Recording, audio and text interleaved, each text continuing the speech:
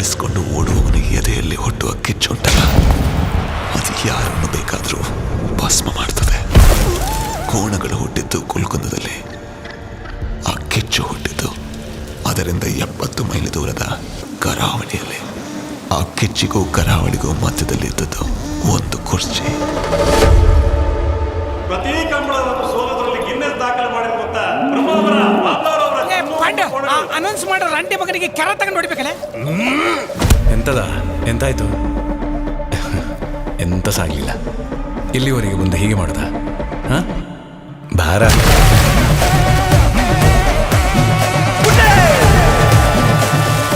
ಒಂದು ಸಲ ಸಹ ಗೆದ್ದಿರ್ಲಿಲ್ಲ, ನೀವು ಬಂದ ಮೇಲೆ ಗೆದ್ದಾಗೆ ಆಯ್ತು ನೋಡಿ. ತಗೊಂಡೋಗಿ ಸೀದಾ. ಅಲ್ಲ ಮೇಡಮ್, ದನ ಅಂತ ಬೈಯುದು ಎಂತ? ನೀವು ನನ್ನ ಬಾವಿಗೆ ಹಾಕುದಾ? ನಿಮ್ಮ ಹತ್ರ ಯಾರು ಮಾತಾಡಿದ್ರು? ನಾವು ಗೆದ್ದು ನೀವು ಸೋತಾಗೆ ಆಯ್ತಲ್ಲ. ನಿಮ್ಮದು ಹಸು ಸಿಗ್ಲೇ ಇಲ್ಲಲ್ಲ ಮಾತ್ರ.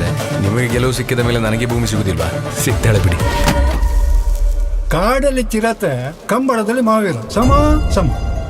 ಎಂತ ಅವತಾರವ ನಿಂದು ಮಾವೀರ. ಇವರಿಗೆ ಭೂಮಿಗಿಂತ ಕೋಣಗಳ ಮೇಲೆ ಮನಸ್ಸು ಜಾಸ್ತಿ ಇತ್ತು ಕಾಣ್ತದೆ. ಒಮ್ಮೊಮ್ಮೆ ನೋಡಿದ ತಕ್ಷಣ ಕರ್ಕೊಂಬರೋ ಮನ್ಸಾಗ್ತದೆ. ಇವರಿಗೂ ಒಂದು ಜೋಡಿ ಆಗ್ಬೇಕು, ಮದುವೆ ಆಗ್ಬೇಕು, ಮಕ್ಕಳಾಗಿ ಸಂಸಾರ ಮಾಡ್ಬೇಕು ಅಂತ ಒಂದು ಸಹ ಇಲ್ಲ ಅಲ್ಲ. ಮೃತ್ಯು.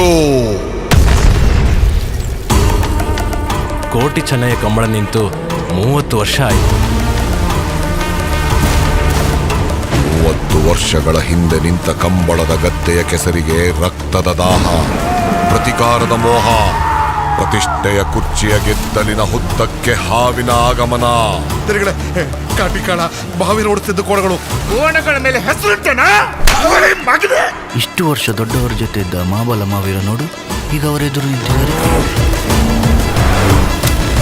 ಕೋಟಿ ಚೆನ್ನಯ್ಯ ಕಂಬಳ ಆಯ್ಲಿ, ಸೋಲುಕ ಸಾಯುಕ ಅನ್ನೋದು ಅಷ್ಟಮಂಗಲದಲ್ಲೇ ತೀರ್ಮಾನ ಆಯ್ಲಿ.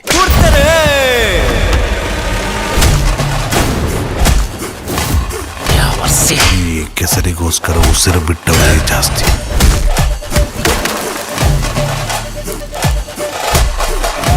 ತಲೆಮಾರುಗಳು ಹುಟ್ಟುವುದಕ್ಕಿಂತ ಮುಂಚೆಯೇ ವೈರತ್ವ ಹುಟ್ಟಿದೆ. ಇದು ಮುಗಿಯದ ವೈರತ್ವದ ಮುಂದುವರೆದ ಅಧ್ಯಾಯ.